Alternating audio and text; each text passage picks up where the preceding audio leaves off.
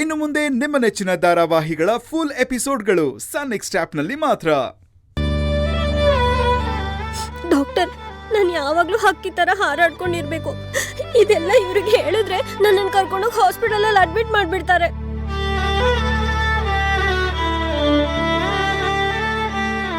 ಅಲ್ಲಿ ಮಾತ್ರೆ, ಇಂಜೆಕ್ಷನ್, ಆ ಟೆಸ್ಟು, ಈ ಟೆಸ್ಟು ಅದೆಲ್ಲ ನೆನ್ಸ್ಕೊಂಡ್ರೆ ನನಗೆ ಸತ್ತೋದಂಗಾಗುತ್ತೆ.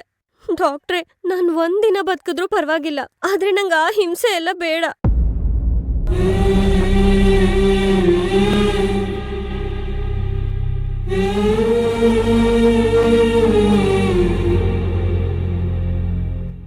ಅದಕ್ಕೆ ನಾನು ಯಾರ ಹತ್ರನೂ ಏನು ಹೇಳ್ಕೊಂಡಿಲ್ಲ. ಅಲ್ವೇ, ಅಪ್ಪ ಅಮ್ಮನ ಹತ್ರ ಅಲ್ದೇ ಇದ್ರು ನನ್ನ ಹತ್ರನಾದ್ರೂ ಹೇಳ್ಕೋಬಹುದು ತಾನೆ? ನಿನಗೆ ಹೇಳಿದಕ್ಕೆ ಏನ್ ಮಾಡ್ದೆ? ಅಪ್ಪಂಗ್ ಹೇಳ್ದೆ, ಅಪ್ಪ ಡಾಕ್ಟರ್ ಅನ್ನು ಕರ್ಸಿದ್ರು. ಬೇಕಿತ್ತ ಇದೆಲ್ಲ ನನಗೆ? ಇದಕ್ಕೆ ನನಗೆ ಎಷ್ಟೇ ನೋವು ಬಂದ್ರೂ ಸಹಿಸ್ಕೊಂಡಿರ್ತೀನಿ, ನಿಮ್ಗೆ ಯಾರಿಗೂ ಹೇಳಲ್ಲ.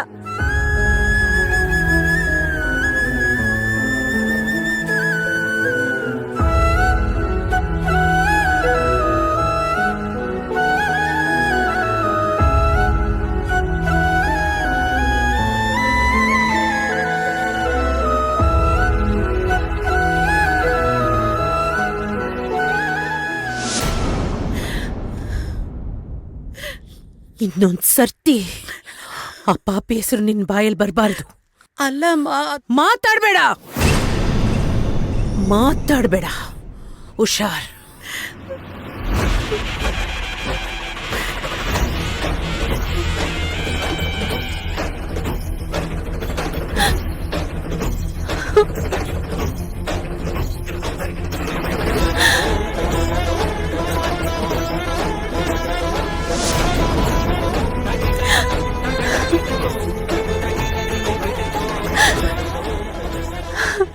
ಕೌಸಲ್ಯ, ಕೌಸಲ್ಯ, ನೋಡಿಲಿ, ಇವಳು ಮಾತ್ರ ನಂಬೇಡ.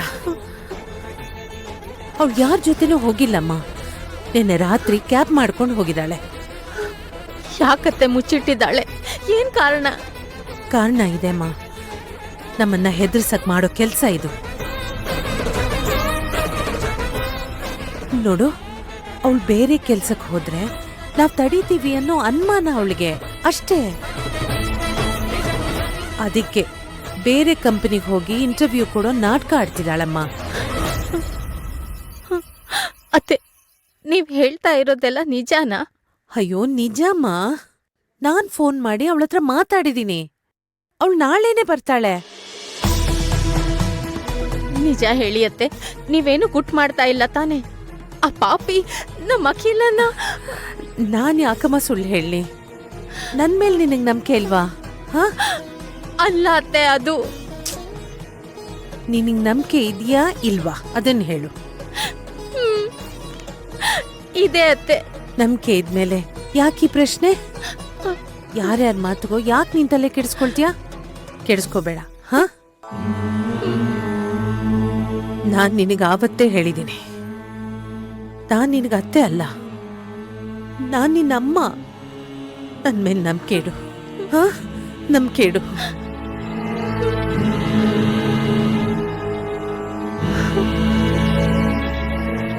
ನೀನು ಬೆಳಿಗ್ಗೆಯಿಂದ ಟ್ಯಾಬ್ಲೆಟ್ ತಗೊಂಡಿಲ್ಲ, ಇವಾಗಲೇ ತಡ ಆಗಿದೆ. ಹೋಗು, ಎದ್ದೇಳು, ಹೋಗಿ ಟ್ಯಾಬ್ಲೆಟ್ ತಗೋ. ಎದ್ದೇಳು ಅನ್ನಲ್ಲ, ಎದ್ದೇಳು, ಎದ್ದೇಳು.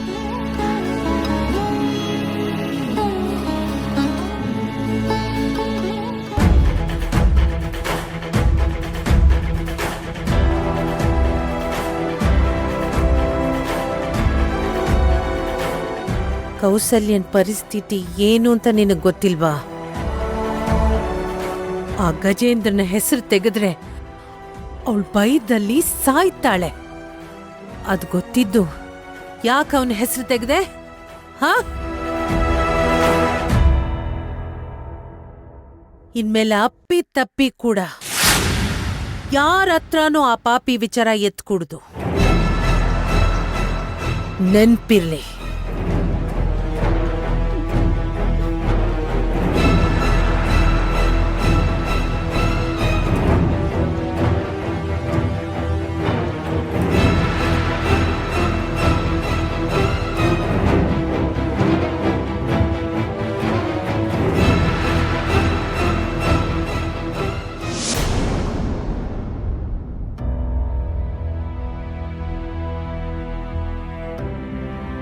ನನ್ನ ತಂಗಿಗೆ ಏನಾಗಿದೆ ಡಾಕ್ಟರ್?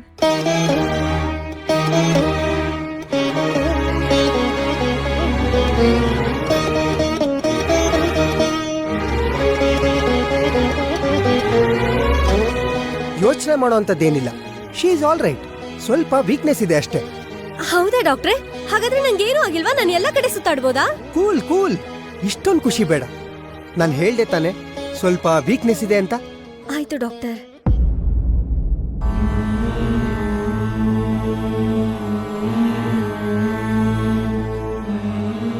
ಟ್ಯಾಬ್ಲೆಟ್ಸ್ ಬರ್ಕೊಟ್ಟಿದ್ದೀನಿ, ಒಂದಿನಾನು ಮಿಸ್ ಮಾಡದೆ ತಗೋಬೇಕು. ಸರ್, ಇದನ್ನ ನನ್ನ ಕೈ ಕೊಡಿ. ಸರಿ, ನಾವಿನ್ ಹೊರಡ್ತೀವಿ.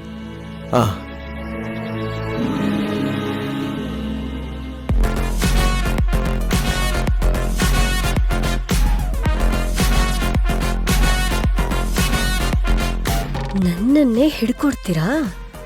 ಮಾಡ್ತೀನಿ ರೀ.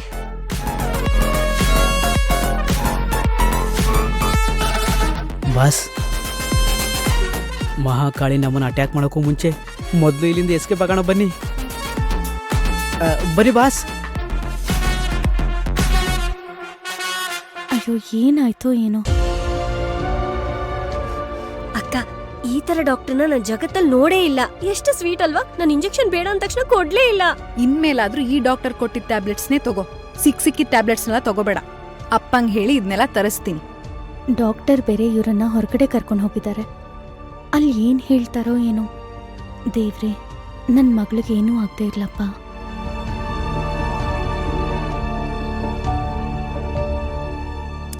ಅಮ್ಮ, ಎಲ್ಲ ಕ್ಲಿಯರ್ ಆಯ್ತಲ್ಲ, ಇನ್ನು ಯಾಕೆ ಅಳ್ತಿದ್ಯಾ? ಡಾಕ್ಟ್ರೇ ಹೇಳಲಿಲ್ವಾ ಏನೂ ಆಗಿಲ್ಲ ಅಂತ? ಹೌದು ಕಣೆ, ನನ್ನ ಮಗಳಿಗೆ ಏನೂ ಆಗಲ್ಲ. ಅಮ್ಮ, ಇದನ್ನಾದ್ರೂ ನಗ್ನಗ್ತಾ ಹೇಳಮ್ಮ. ನಾನು ಹೋಗಿ ಅಭಯ್ಗೆ ತಿಂಡಿ ಕೊಡ್ಬೇಕು. ಆಹಾ, ಅದೇನ್ ಕನ್ಸನ್ನು ಯಾಭೈ ಮೇಲೆ. ನನ್ ಮೇಲೆ ಸೇಡ್ ತೀರ್ಸ್ಕೊಂಬಿಟ್ಟ. ಸೇಡ್ ತೀರಿಸ್ಕೊಂಡಿದ್ದಲ್ಲ, ನಮಗ್ ಹೆಲ್ಪ್ ಮಾಡಿದ್ದವ್ರು. ಅಕ್ಕ, ನೀ ನನ್ ಕೊಟ್ ಮಾಡಿ ತೋಳ್ಸ್ಕೊಳ್ಳೇ ಇಲ್ಲ ಕಣೆ. ಬರೀ ಮೋಸ ನಿಂದು. ಮೋಸನಾ? ನಾನ್ ಯಾಕೆ ಮೋಸ ಮಾಡ್ಲಿ? ಮತ್ತಿನ್ನೇನು? ಏನೇ ಆದ್ರೂ ನನ್ ತಂಗಿ ನಾನ್ ಬಿಟ್ಕೊಡಲ್ಲ ಅಂತಾನೂ ಹೇಳ್ತ್ಯಾ? ಯಾವಾಗ ಜಗಳ ಆದ್ರೂ ಆ ಸಿಟಿ ಹುಡ್ಗನ್ ಪರ ವಹಿಸ್ಕೊಂಡ್ ಬಂದ್ಬಿಡ್ತ್ಯಾ. ಬೆಳಿಗ್ಗೆ ನಾನ್ ನಿನ್ ಪರ ವಹಿಸ್ಕೊಂಡ್ ತಾನೇ ಜಗಳ ಮಾಡಿದ್ದು. ಅದ್ರ ಅರ್ಥ ಏನು? ನನಗ್ ನಿನ್ ಮೇಲ್ ತುಂಬಾ ಪ್ರೀತಿ ಇದೆ ಅಂತ. ಆದ್ರೆ ನೀನು ಯಾವಾಗ್ಲೂ ಅಭಯ್ ಪರ ವಹಿಸ್ಕೊಂಡ್ ಮಾತಾಡ್ತ್ಯಾ. ಏನದ್ರ ಅರ್ಥ?